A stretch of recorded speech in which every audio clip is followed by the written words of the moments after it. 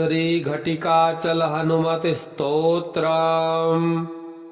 शंखचक्रधरं देवं घटिकाचलवासिनं योगारूढं ह्याञ्जनेयं वायुपुत्रं नमाम्यहम्। भक्ताभीष्टप्रदातारं चतुर्बाहुविराजितं दिवाकरद्युतिनिभं वन्देऽहं पवनात्मजं। कौपीनमेखलासूत्रं स्वर्णकुण्डलमण्डितं लङ्घिताब्धिं रामदूतं नमामि सततं हरिं। दैत्यानां नाशनार्थाय महाकायधरं विभुं गदाधरकरो यस्तं वन्देऽहं मारुतात्मजं। नृसिंहाभिमुखो भूत्वा पर्वताग्रे च संस्थितं वाञ्छन्तं ब्रह्मपदवीं नमामि कपिनायकं। बालादित्यवपुष्कं च सागरोत्तारकारकं समीरवेगं देवेशं वन्देऽहमितविक्रमम्।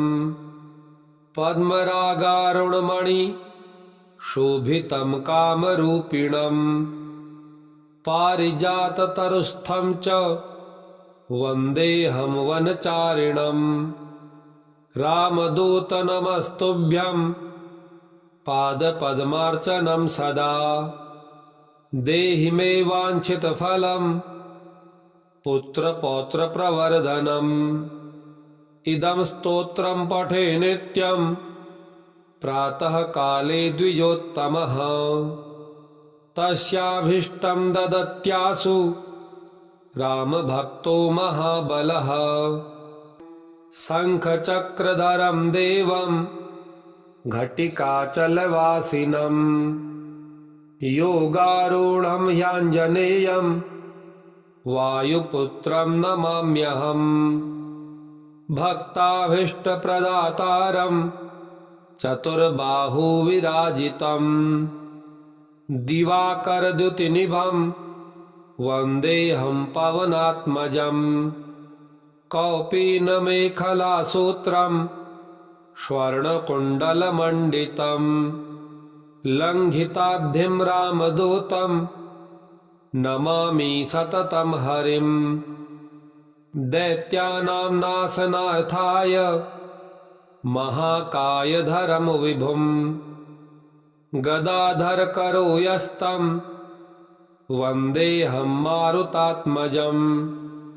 नृसिंहाभिमुखो भूत्वा पर्वताग्रे च संस्थितं वाञ्छन्तं ब्रह्मपदवीं नमामि कपिनायकं।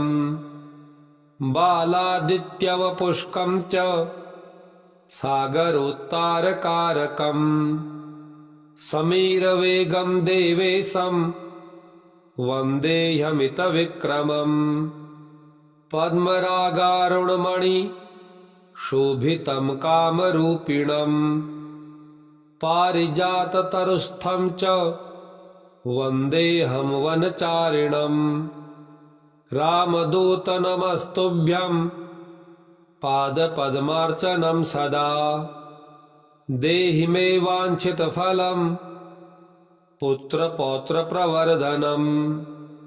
इदं स्तोत्रं पठे नित्यं प्रातः काले द्विजोत्तमः तस्याभीष्टं ददत्यासु रामभक्तो महाबलः। शंखचक्रधरं देवं घटिकाचलवासिनं योगारूढं ह्याञ्जनेयं वायुपुत्रं नमाम्यहम्। भक्ताभीष्टप्रदातारं चतुर्बाहुविराजितं दिवाकरद्युतिनिभं वन्देऽहं पवनात्मजं। कौपीनमेखलासूत्रं स्वर्णकुण्डलमण्डितं लङ्घिताब्धिं रामदूतं नमामि सततं हरिं। दैत्यानां नाशनार्थाय महाकायधरं विभुं गदाधरकरो यस्तं वन्देऽहं मारुतात्मजं। नृसिंहाभिमुखो भूत्वा पर्वताग्रे च संस्थितं वाञ्छन्तं ब्रह्मपदवीं नमामि कपिनायकम्। बालादित्यवपुष्कं च सागरोत्तारकारकम् समीरवेगं देवेशं वन्देऽहमितविक्रमम्। पद्मरागारुणमणि शोभितं कामरूपिणं पारिजाततरुस्थं च वन्देऽहं वनचारिणम्। रामदूत नमस्तुभ्यं पादपद्मार्चनं सदा। देहि मे वाञ्छितफलं पुत्रपौत्रप्रवर्धनम्। इदं स्तोत्रं पठे नित्यं प्रातःकाले द्विजोत्तमः। तस्याभीष्टं ददत्यासु रामभक्तो महाबलः। शङ्खचक्रधरं देवं घटिकाचलवासिनं योगारूढं ह्याञ्जनेयं वायुपुत्रं नमाम्यहम्। भक्ताभीष्टप्रदातारं चतुर्बाहुविराजितं दिवाकरद्युतिनिभं वन्देऽहं पवनात्मजम्। कौपीनमेखलासूत्रं स्वर्णकुण्डलमण्डितं लङ्घिताब्धिं रामदूतं नमामि सततं हरिं। दैत्यानां नाशनार्थाय महाकायधरं विभुं गदाधरकरो यस्तं वन्देऽहं मारुतात्मजम्। नृसिंहाभिमुखो भूत्वा पर्वताग्रे च संस्थितं वाञ्छन्तं ब्रह्मपदवीं नमामि कपिनायकम्। बालादित्यवपुष्कं च सागरोत्तारकारकम् समीरवेगं देवेशं वन्देऽहमितविक्रमम्। पद्मरागारुणमणि शोभितं कामरूपिणं पारिजाततरुस्थं च वन्देऽहं वनचारिणम्। रामदूत नमस्तुभ्यं पादपद्मार्चनं सदा। देहि मे वाञ्छितफलं पुत्रपौत्रप्रवर्धनम्। इदं स्तोत्रं पठे नित्यं प्रातःकाले द्विजोत्तमः। तस्याभीष्टं ददत्यासु रामभक्तो महाबलः। शङ्खचक्रधरं देवं घटिकाचलवासिनं योगारूढं ह्याञ्जनेयं वायुपुत्रं नमाम्यहम्। भक्ताभीष्टप्रदातारं चतुर्बाहुविराजितं दिवाकरद्युतिनिभं वन्देऽहं पवनात्मजम्। कौपीनमेखलासूत्रं स्वर्णकुण्डलमण्डितं लङ्घिताब्धिं रामदूतं नमामि सततं हरिं। दैत्यानां नाशनार्थाय महाकायधरं विभुं गदाधरकरो यस्तं वन्देऽहं मारुतात्मजम्। नृसिंहाभिमुखो भूत्वा पर्वताग्रे च संस्थितं वाञ्छन्तं ब्रह्मपदवीं नमामि कपिनायकम्। बालादित्यवपुष्कं च सागरोत्तारकारकम् समीरवेगं देवेशं वन्देऽहमितविक्रमम् पद्मरागारुणमणि शोभितं कामरूपिणम् पारिजाततरुस्थं च वन्देऽहं वनचारिणम् रामदूत नमस्तुभ्यं पादपद्मार्चनं सदा देहि मे वाञ्छितफलं पुत्रपौत्रप्रवर्धनम् इदं स्तोत्रं पठे नित्यं प्रातः काले द्विजोत्तमः तस्याभीष्टं ददत्यासु रामभक्तो महाबलः शङ्खचक्रधरं देवं घटिकाचलवासिनं योगारूढं ह्याञ्जनेयं वायुपुत्रं नमाम्यहम् भक्ताभीष्टप्रदातारं चतुर्बाहुविराजितं दिवाकरद्युतिनिभं वन्देऽहं पवनात्मजं कौपीनमेखलासूत्रं स्वर्णकुण्डलमण्डितं लङ्घिताब्धिं रामदूतं नमामि सततं हरिं दैत्यानां नाशनार्थाय महाकायधरं विभुं गदाधरकरो यस्तं वन्देऽहं मारुतात्मजं नृसिंहाभिमुखो भूत्वा पर्वताग्रे च संस्थितं वाञ्छन्तं ब्रह्मपदवीं नमामि कपिनायकम् बालादित्यवपुष्कं च सागरोत्तारकारकम् समीरवेगं देवेशं वन्देऽहमितविक्रमम् पद्मरागारुणमणि शोभितं कामरूपिणम्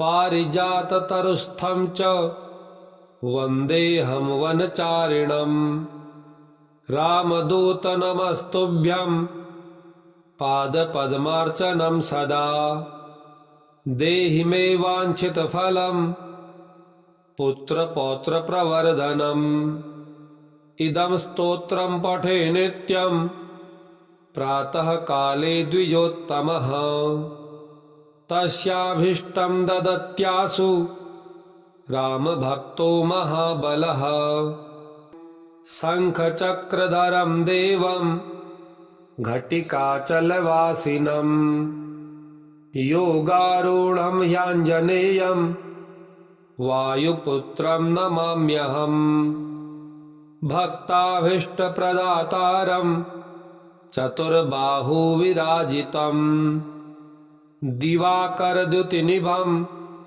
वन्देऽहं पवनात्मजं कौपीनमेखलासूत्रं स्वर्णकुण्डलमण्डितं लङ्घिताब्धिं रामदूतं नमामि सततं हरिं दैत्यानां नाशनार्थाय महाकायधरं विभुं गदाधरकरो यस्तं वन्देऽहं मारुतात्मजं नृसिंहाभिमुखो भूत्वा पर्वताग्रे च संस्थितं वाञ्छन्तं ब्रह्मपदवीं नमामि कपिनायकम् बालादित्यवपुष्कं च सागरोत्तारकारकम् समीरवेगं देवेशं वन्देऽहमितविक्रमम् पद्मरागारुणमणि शोभितं कामरूपिणम् पारिजाततरुस्थं च वन्देऽहं वनचारिणम् रामदूत नमस्तुभ्यं पादपद्मार्चनं सदा देहि मे वाञ्छितफलं पुत्रपौत्रप्रवर्धनम् इदं स्तोत्रं पठे नित्यं प्रातः काले द्विजोत्तमः तस्याभीष्टं ददत्यासु रामभक्तो महाबलः शङ्खचक्रधरं देवं घटिकाचलवासिनं योगारूढं ह्याञ्जनेयं वायुपुत्रं नमाम्यहम् भक्ताभीष्टप्रदातारं चतुर्बाहुविराजितं दिवाकरद्युतिनिभं वन्देऽहं पवनात्मजं कौपीनमेखलासूत्रं स्वर्णकुण्डलमण्डितं लङ्घिताब्धिं रामदूतं नमामि सततं हरिं दैत्यानां नाशनार्थाय महाकायधरं विभुं गदाधरकरो यस्तं वन्देऽहं मारुतात्मजं नृसिंहाभिमुखो भूत्वा पर्वताग्रे च संस्थितं वाञ्छन्तं ब्रह्मपदवीं नमामि कपिनायकं बालादित्यवपुष्कं च सागरोत्तारकारकं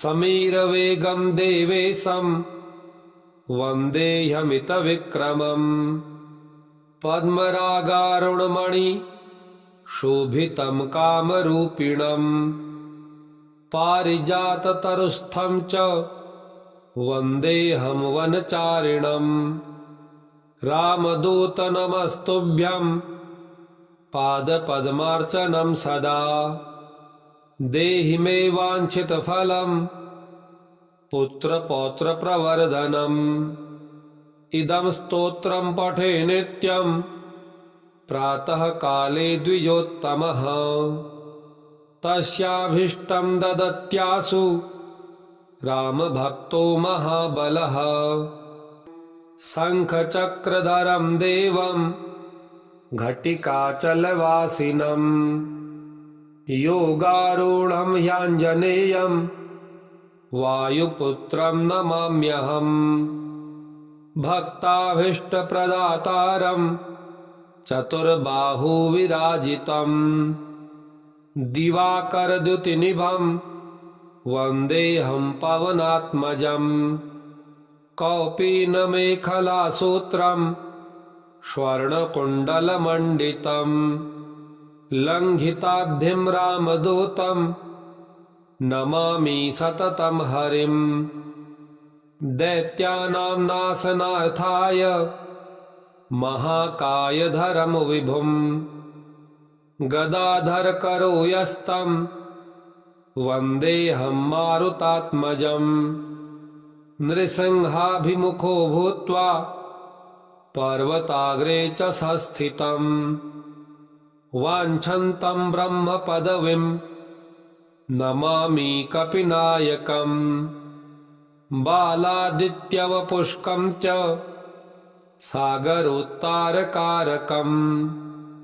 समीरवेगं देवेशं वन्देऽहमितविक्रमं पद्मरागारुणमणि शोभितं कामरूपिणं पारिजाततरुस्थं च वन्देऽहं वनचारिणं रामदूत नमस्तुभ्यं पादपद्मार्चनं सदा देहि मे वाञ्छितफलं पुत्रपौत्रप्रवर्धनम् इदं स्तोत्रं पठे नित्यं प्रातः काले द्विजोत्तमः तस्याभीष्टं ददत्यासु रामभक्तो महाबलः शङ्खचक्रधरं देवं घटिकाचलवासिनं योगारूढं ह्याञ्जनेयं